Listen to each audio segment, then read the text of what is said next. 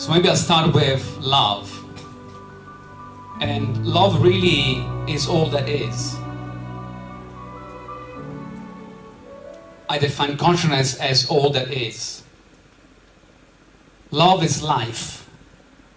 Life is an expression of love in a variety of forms. It's a constant expansion of something.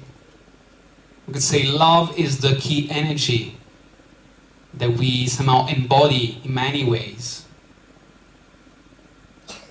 And if you think that we are all born out of an act of love, whether wanted or unwanted, but we're all born out of love. And through life, what we all seek is love. We can give it different names. It can be money, it can be success, it can be a car, it can be a house. But ultimately, it's a sense of longing, of reuniting with something. And we hope that when we die, we reconnect with love. So love really is all that is. And I think I'll just pause here for the question on love. You asked a question around wisdom and the fact that you are reconnected with past memories. I'm not even sure whether you spoke about past lifetimes. I think wisdom is that ability to see all that, to be able to tap into that imaginal reality that allows you to perceive and sense other worlds, other subtle realities, and allowing, accepting all that to be there, to be information that is valuable for you, and to somehow connect the dots. Another beautiful definition, I think, was Aristotle, said wisdom was about connecting the dots, which takes us back to integrating. I think the most beautiful word in science and sages and scientists is the and that connects the two, rather than or. One or the other is and. The magic happens when two things unite, two opposites unite. And moving to the third question, which I think was connected to the beautiful questions before from the gentleman around AI mostly. And I think you, sir, somehow hinted to the notion of transhumanism.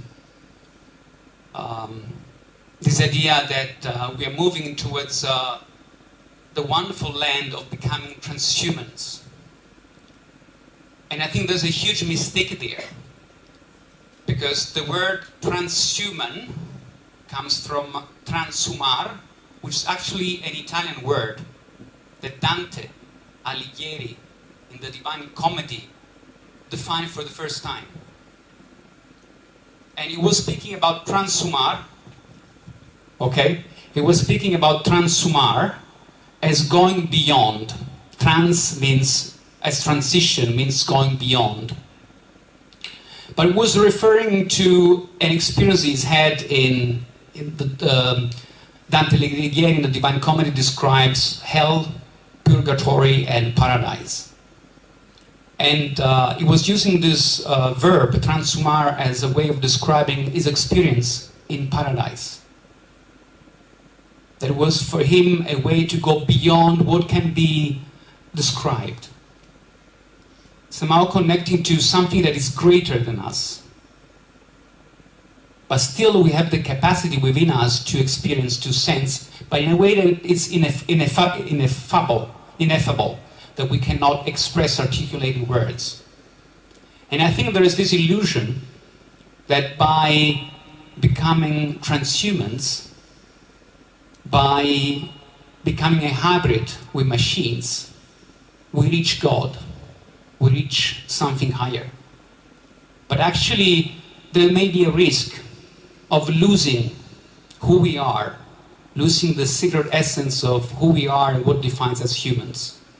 And that is our heart, as our capacity to share a language that we all speak, beyond nations, beyond languages, beyond the colors of our skin. It's all the language of the heart. Our capacity to sense, to feel, to share to love. And so it's that sacred humanness that actually we need to reclaim as what makes us unique, that no other machine will get. Artificial intelligence at best, it infers, but it doesn't create anew. That capacity of creating anew, going back to the beautiful words of Satish, of being artisans, of being craftsmen, of creating something that comes and springs from our heart.